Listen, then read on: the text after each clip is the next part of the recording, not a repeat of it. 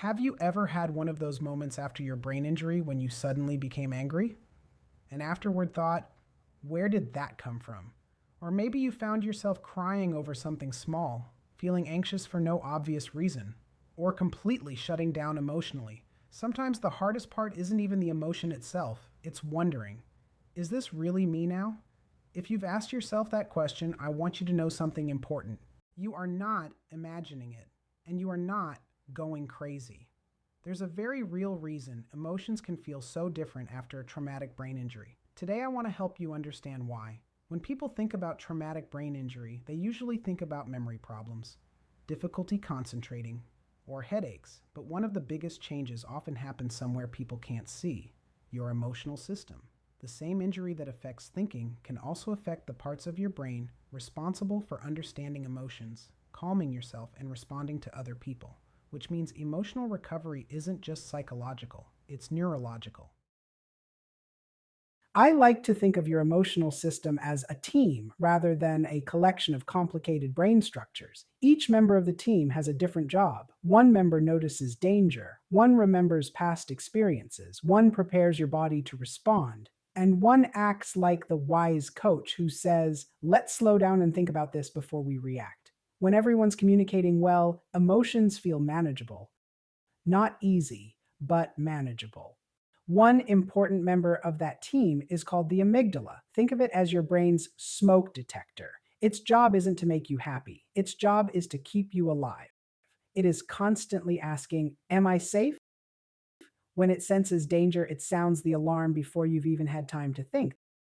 That's incredibly helpful when there's real danger. But after a brain injury, that alarm system can become a little more sensitive. Sometimes it goes off when it doesn't need to. That can make ordinary situations feel surprisingly overwhelming.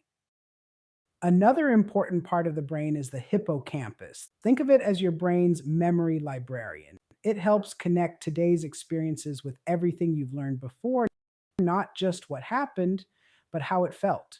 That's one reason certain situations after TBI can suddenly trigger strong emotional reactions that don't seem to make sense.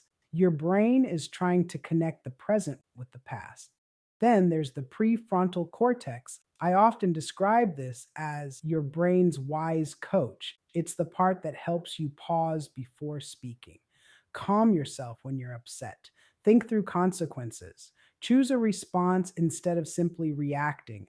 After a TBI, this coach may not have the same influence it once did, so emotions can feel faster, bigger, and harder to stop once they've started. When these parts of the brain aren't communicating as efficiently, you might notice I cry more easily, I lose my temper, I can't explain what I'm feeling, I don't seem to understand other people's emotions, I feel emotionally numb. If any of those sound familiar, please hear this. These changes are not a character flaw.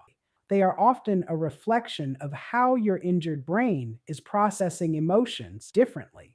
Understanding that can replace a tremendous amount of shame with compassion. Here's the encouraging part: the brain has an amazing ability to adapt. Researchers call this neuroplasticity. With time, support, practice in the right strategies, many people see real improvement in emotional regulation. Maybe not overnight, maybe not perfectly, but progress is absolutely possible. If there's one thing I hope you remember from today's video, it's this: your emotional struggles after TBI don't mean you've become a different person. They mean your brain has been through something significant. Just as you would expect someone with a broken leg to need time and rehabilitation, your emotional brain deserves that same patience and compassion. You are not weak, you are not failing, you are healing, and that's a very different story. Each week, I answer one TBI question in depth in my newsletter, the kind of answer you'd get if you were sitting in my office. It's free. Link is in the description.